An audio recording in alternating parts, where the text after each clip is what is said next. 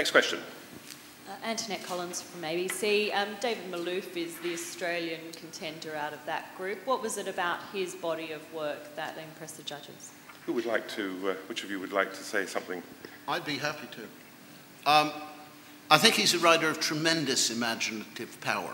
I think it's almost impossible to read a page of David Malouf without smiling at the sheer mastery of the prose and without being grateful to read material which is so beautifully crafted. I love his writing about landscape. I love his depiction of people and character. His characters seem to me somehow always alone and informed from great depths. They connect to each other, but only tangentially. I think he's a master of the novel, and I absolutely love his short stories, which seem to me, unlike a lot of great writers' short stories. A lot of great writers, when they write a short story, it's really an idea for a novel which hasn't been developed. But when you read a David Malouf short story, I think you see something which is perfect in itself. He's a master of the form. And I'm absolutely delighted his name is on the list. Thank you.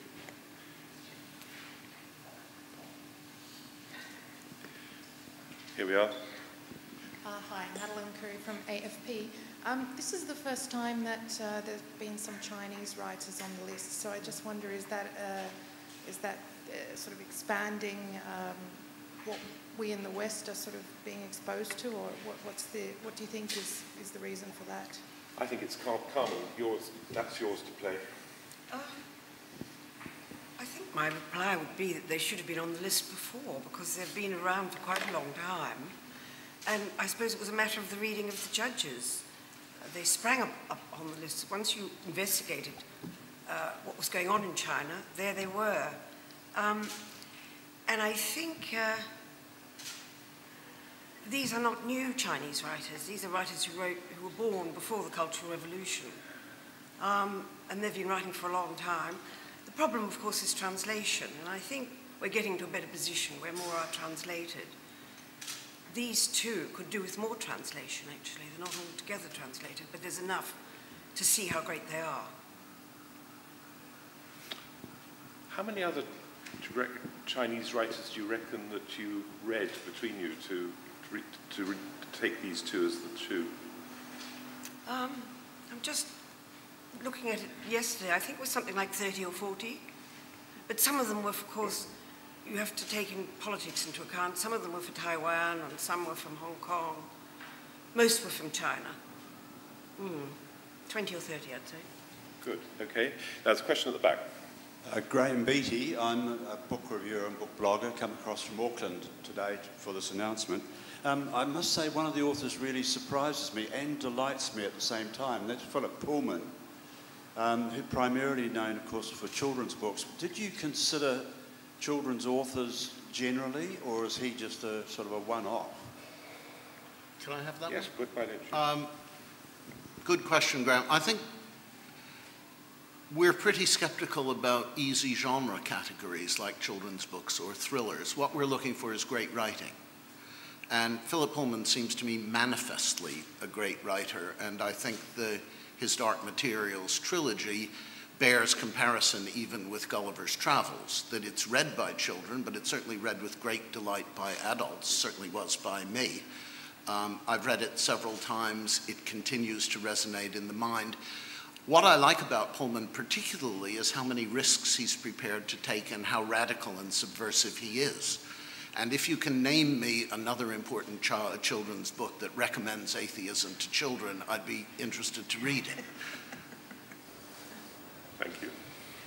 I know you said you'd comment later today in more detail about the John le Carre statement, but this will be the first time an author has actually said, please take me off the list, and what do you think about that? I can answer that. I mean, this is the fourth time. I don't think we've had an author who has made such a statement previously.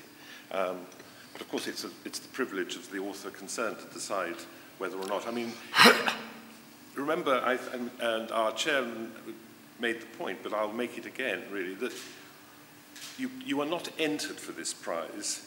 The judges themselves choose who they would like, in the end, to put on their finalist list. And that's different from most prizes in the UK, certainly, where, novelists or their books are entered. And the difference here is that the judges chose which authors that they would ultimately put onto the list. So it's a slightly different situation from the statement that John le Carré made about not being entered. He wasn't entered. The judges chose to call him in. There was another question over there. Yes, hi. I'm Virginia Ganane from AAP.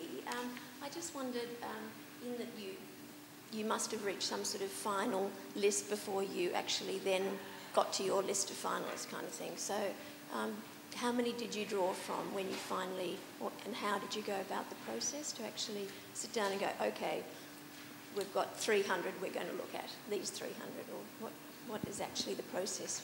Should I do that? Yes, Justin.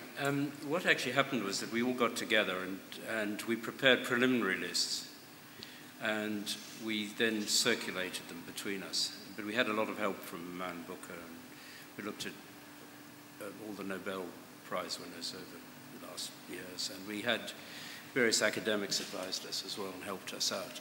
I was helped by David Mitchell, who obviously knows Japanese literature better than I do. And I think we all had that experience. But it was a process, to some extent, of compromise, but by and large, friendly compromise.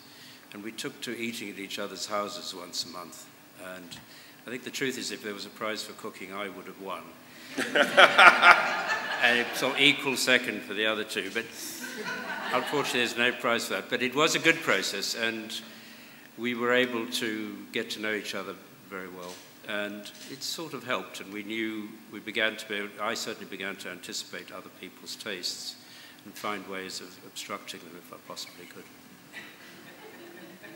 Louise Watscott from the Sydney Morning Herald. Given that you are not entered for this prize, can you in fact choose to withdraw? We were talking about that when we heard the news a few minutes ago, and technically I don't suppose he can withdraw the honour, but I don't think, I'm speaking slightly out of turn here because we haven't got a corporate voice on this yet, but I don't think you could give him the prize if he didn't want it. Well, I do. Hence why I said we'll be making a statement later. Perfect answer, thank you. Next question. There is one, yes. So we'll bring you the microphone's coming to you. David Brooks from the Department of English here at the university. I was just curious, how long has this panel been working on the selection? Were you given just 12 months warning, or has it been a process of a couple of years? Let Fiammetta Rocco answer that. The prize is given every 2 years, and finding a panel of judges is quite difficult. It needs the right kind of person. They've got to have the time to do it, because the work really, really needs to be done.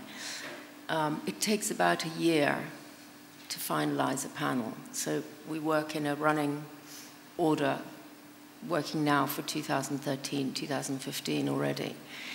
The actual process of beginning to put the list together and the reading has been probably a pretty solid 12 to 15 months to reach the stage where we are now. I think, according to my notes, we started in January of 2010, so it's probably 14 months. Or December. Previous December. So it's probably 15 months. Yeah. But I would say that we already have the chair for the next prize in 2 years' time appointed. So, we do, as Fiammetta's indicated, try and work far ahead. What does winning the prize do for the author? Have you found in the past that once an author wins this prize, their book sales go up, people read their work? What does it mean? Yes, I mean, there have been 3 previous prizes. The first, Ismail Kadare, from Albania initially, but living in France. I mean, his publication in the English language was very confused with a number of small publishers. It got regularized as a result of his winning, and there are something, I don't know actually how many titles, but they are now in print in the English language, and his sales have gone like that. The same was to happen, but in a different way for Chinua Achebe, who was the second winner. What it did really for him was not only to increase the sales of his, but also it enabled him, it gave him the encouragement to finish a book that he had been stuck on for a very long time. And Alice Munro, the third winner, in the UK, I mean, short stories in the UK are tough sell, as Carmen has been a publisher will know, that, but what it did for her was to increase the sales of a new book that was coming immediately, and all her backlist was recovered and went on to sell in far greater numbers. So yes, the prize is doing one of the things that we wanted to do, which is to encourage the reading of exceptional fiction from around the world. And in Kadere's case, the one that had a translator, because he doesn't write in the English language, it meant that not only were David Bellos, who is his translator, actually was able to make sure that all the translations in print that he could have something to do with had one voice, which is also relevant. But it also did a wonderful sort of boost for translation. I think one previous judge said that only 3% of the fiction published in the UK is actually in translation. Well, anything one can do to encourage it through a prize like this, which can include an author who writes in any language, as long as there is something available in English, is to be commended. Next. I just want to add something a little bit about, particularly about Chinua Achebe, because I think it tells you a little bit about what modern publishing has become. You have to be fantastically energetic in the work that you put into publicizing your books. You have to go to book festivals, you have to appear on television, you have to appear on radio. Chinua Achebe is the granddaddy of African writing. He had a terrible car accident in 1980, and for the last 30 years he's been a paraplegic. He never appears on television, he never speaks on the radio, and his star, although he's sold 20 million copies and has never been out of print, his star had somehow disappeared.